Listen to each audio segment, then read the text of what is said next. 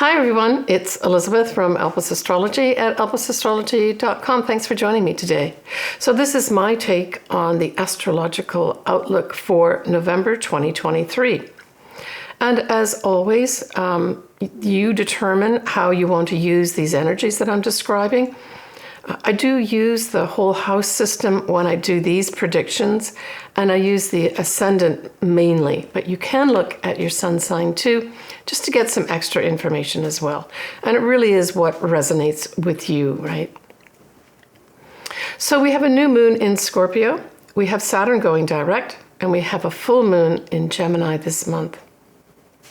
We start off with Saturn going direct, and it will be going direct on the 4th of November at 0 degrees of Pisces. And of course, 0 degrees of any sign is a critical degree, and it really represents sort of like a ushering in this new energy.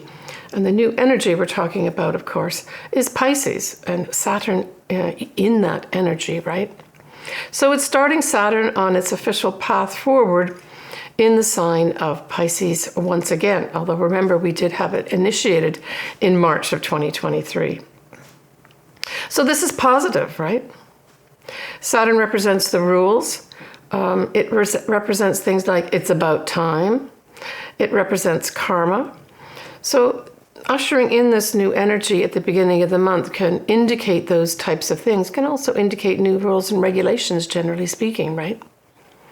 On the 5th of November, interestingly, we have this third quarter moon, which is the moon really before it becomes the new moon, right? And it is at 12 degrees of Leo. And recall, in September, we had Venus going direct at what? 12 degrees of Leo. So for those folks that really made some strides forward with regards to, relationships, money, values, whether it was to end some way of doing these, either of these or any of these three things, or all of these three things.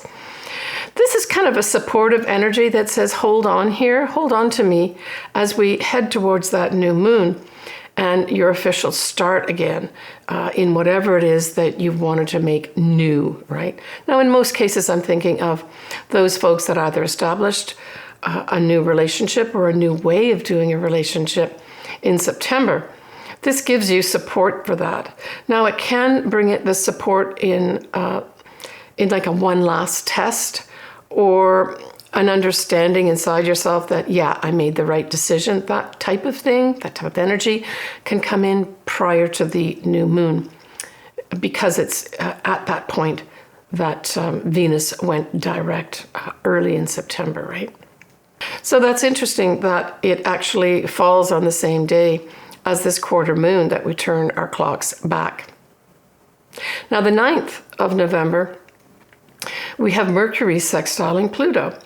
Well, this brings in some opportunities, positive opportunities, to make some sort of discussions, powerful discussions with powerful people. On the 10th and the 11th of November, we have that Mercury, though, squaring Saturn. And so this is kind of the opposite of that. It's potentially, I'm thinking more on a collective or global level, ignoring the rules and regulations and just making a decision and announcing that you're going to do it your way.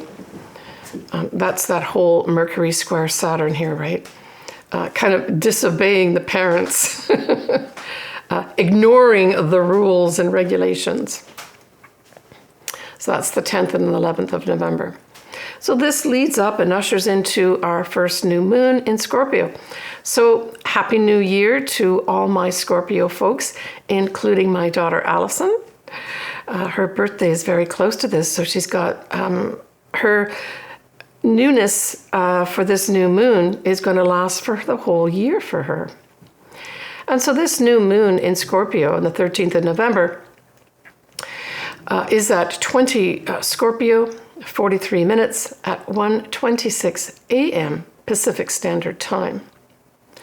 Now, the ruler of this moon, there are two of them. The modern one, of course, is Pluto, and the more ancient one, of course, is Mars. And so we always look to see, well, where are both of these planets? Because they will influence that moon in Scorpio. So the good thing is we have Pluto as direct, and it's at 28 degrees of Capricorn. Now, this isn't really a sextile. It's what you call a wide sextile, but at least it's positive from the standpoint that a wide sextile is formed and that Pluto is direct. Now, Mars we see at 22 of Scorpio. Well, it conjuncts that moon and the sun.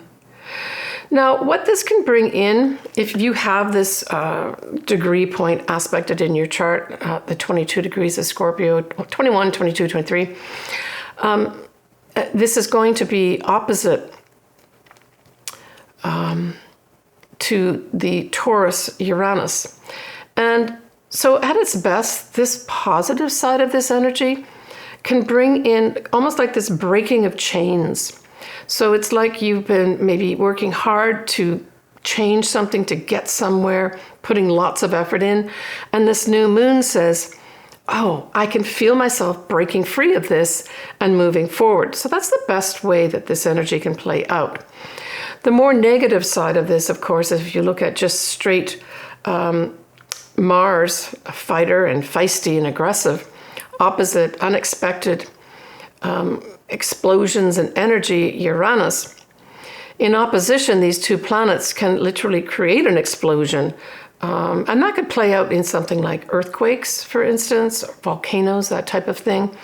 But it can also play out, again, I think collectively, in unexpected fighting, probably like military. The Mars does represent the military too, right? So there may be a lot of fighting that goes on. Scorpio is very much a secretive sign, and it's really aspected strongly here, not just by the moon and the sun, but also by the fact that Mars is also in Scorpio, opposing that Uranus. So there may be some unexpected things that pop up at this time that can also be psychological, because Scorpio also represents the psychological side of ourselves too. And Scorpio does represent money too, right? So there could be some unexpected new start. Maybe the Fed in the USA will announce that they're going to reduce the interest rates, and we can see mortgages coming more up to be taken by folks and getting homes. And that's all possible. But I see this more as more aggressive moves of some sort, more on a collective level. But remember, there's a positive side too. We have Venus that is in Libra will be sextiling Mercury. Now, Mercury is just, if you look at the chart that I'd put up, Mercury is just in around 4 degrees or so of Sagittarius. And I can tell you that that's a good thing. I know it's in its detriment and not necessarily positive when we look at it individually. But the fact that we have Mercury just outside the auspices of Mars, but in a different sign, in a very positive, forward thinking, future thinking,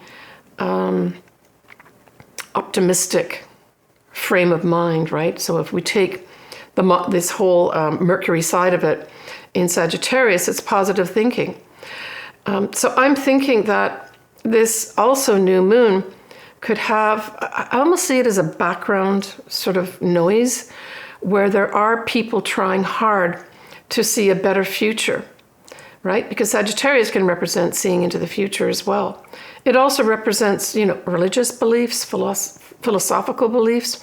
So this could have a discussion of those things going on, in addition to the more assertive and potentially aggressive side of this new moon. So I like that. And the fact that it's Venus, and then Venus in Libra really speaks to diplomatic relations. So don't doubt that there's also the diplomatic relations going on, seeking harmony and seeking balance in the background. We have Saturn in a wide sextile to Pluto. Again, these are positive energies. This is opportunities for folks in power to talk about the rules and the regulations. Maybe even to talk about karma, right? And then we've got Saturn widely square that whole Mercury. So this says, I'm sticking my heels in the ground, that's Saturn, with the square. with regards to how I think about this and the way I'm going to talk about it, but especially how I think about this. So it's like diplomacy being offered to you and you're saying, yeah, but my religious beliefs are very important and I'm not going to budge on them. So there's this back and forth, right? Now, interestingly also, and this sort of in me ties up the new moon in a positive way. We have the moon, we have the sun, and we have Mars, all in Scorpio, trining Neptune. I know Neptune is retrograde at this time, but what does this say to me? One word: hope. Hope and inspiration is also existing in this new moon that has a lot of aggressive stuff to it. It also speaks to, hope with regards to philosophical beliefs. Can we come to the middle ground and talk? So if any of you have something going on like this, where there's a difference in sort of philosophical beliefs, even religious beliefs, this trine is going to really put some positive energy into you being inspired that, well, maybe there is a middle ground after all. On the 22nd and the 23rd of November, we have another sextile, and that's going to be Mars sextiling Pluto, and remember, Pluto is direct at this time. But we're also going to have a square, and that's going to be Mars continuing to square Saturn. And so it's like these two energies, I saw it almost like a seesaw back and forth, and maybe in the collective world of ours, we're going to see that. That energy is put into trying to change, say, positions, people in power, but at the same time, you've got energy being put into keeping things the same. But I'll tell you, if you use that Mars square Saturn in a positive way, it means working hard to put these rules and regulations in place. It means working hard to make this the time to make those changes. Right, next, we're going to have the full moon in Gemini. And this full moon is at 4 Gemini, 51 minutes, on the 27th of November at 1:17 a.m. Pacific Standard Time. So for Geminis, this is a wrap-up. This is an ending of some sort. This is a culmination where things that you started maybe 6 months ago, you can see wrapping up. And as I always say in my videos, just because it's a full moon doesn't mean something's going to be bad and it's going to end. It could be that you're wrapping up some big project and you can see the end of it. Maybe even some writing project. We see Gemini as writing, communications. It can also refer to diplomacy as well. So this could also see, a wrap up in that area too, not only in a collective global level, but for you individually. So the ruler of Gemini is Mercury, of course. And it is in opposition to Sagittarius. So we have it at 24 Sagittarius. And of course, this is squaring that Neptune at 24 of Pisces. So this says we've got to work hard here. Work hard, and I say this is probably an international component because Sagittarius also rules foreign things, foreign places. But it's also like our philosophies too. And then Neptune can also be more along perhaps like the spiritual religious side, but Sagittarius can be too. So I see there's going to be a clash here with regards to how I think, how I communicate about my philosophies and beliefs. And that's kind of a big sort of theme for this full moon in Gemini. We could even see collectively people standing up in a pulpit, espousing these and saying how important they are. Certainly it's important to communicate, but of course the next word to use is negotiate. And there's potential here, but there's a lot of, again, using that sort of sentence of digging our heels in, to try to see both sides, right? And that's the other thing about Gemini. It really is asking you to include other people and to see their point of view. And so this full moon is going to be focusing on a lot of that, working with others so that everyone can benefit here. Hearing, right? Both sides, and thinking through, Gemini, what you should say, where there's a coming together as opposed to a coming apart. When we look at Mercury, again, it's trining the north nodes in Aries. So this is very positive. It's let's talk about our future as a group, right? Let's talk about that. And let's put something new in place. That's Aries. Aries is saying, let's move forward with something new here. We can be individuals, but let's do it in a harmonious way. We have the sun is going to be conjuncting Mars. And of course then, because it's a full moon, both the sun and Mars will be opposite to the moon. And so this could bring in a little bit of assertive energy with regards to people speaking, maybe some people speaking out of turn. Remember that Gemini is an air sign, and so it's not like this fiery, a fire sign where I'm not going to give up what I think and what I want to say, even though this does emphasize that speaking out of turn in some respects. Gemini puts a lighter tone on the whole thing, right? And so this is, I believe, someone, stating what they think and putting it in words, maybe standing up, presenting, that type of thing. And in fact, that type of aspect could have some people individually, if this full moon at 4 or 5 degrees of Gemini affects you, you could make maybe some effective presentation at this time, or present your case at this time from documents that you've written, right? We have Venus conjuncting the South Node. So this is wonderful too. South Node types of things, we like to say letting go of them. And of course, it supports the fact that a full moon says endings and letting go. And so this says to me that there's a request here from the universe to ask you to let go of old ways of doing relationship, of perhaps your money, but it's also referring to our values. And I also see this as, women could be in the mix here. So I think that this is letting us all know that we can do things differently with regards to those areas. So that's love, relationships, money, and our values. And it really emphasizes, in my mind, as last month we had that whole yod, right, pointing at this South Node. This may be a wrap-up of some of us individually letting go of relationships, letting go of old ways of doing relationships and embracing new ones. But maybe also our money too. That let go of old ways of dealing with your money and put ones in place that give you better balance in your life. Because that South Node, of course, is in Libra, which is all about balance and harmony, right? So staying with Venus conjuncting that North Node, it goes right the way through the 30th of November 2023 as an exact. So it's an important thing that I've just spoken about. Well, good luck to everybody in November. When we look at December, yay, we have that Neptune going direct.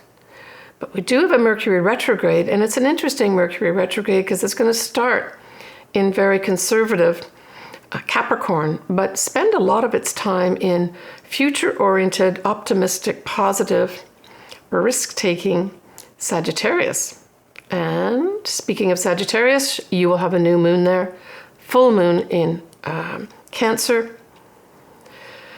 And of course, that full moon in Cancer is the second full moon. That's unusual in a year. I'll talk about that next month. And then we have Jupiter going direct, literally the last day of December, the 31st of December, 2023. All right, talk about that more next month for you guys, right? So let's now move on to the ascendants or sun signs, whatever resonates with you. And we're going to start off with you, Scorpio. Again, a happy new year to all my Scorpio clients as well as viewers. Now, we have that Scorpio new moon, of course, in your first house. So this is all about new beginnings. You know, last month, and depending when you're listening to this, we may not have had that final eclipse in Taurus at 5 degrees on 28th of October. But it's like you've had that kind of wrap up in your 7th house, Scorpio. And now you've got this new energy rushing in for you.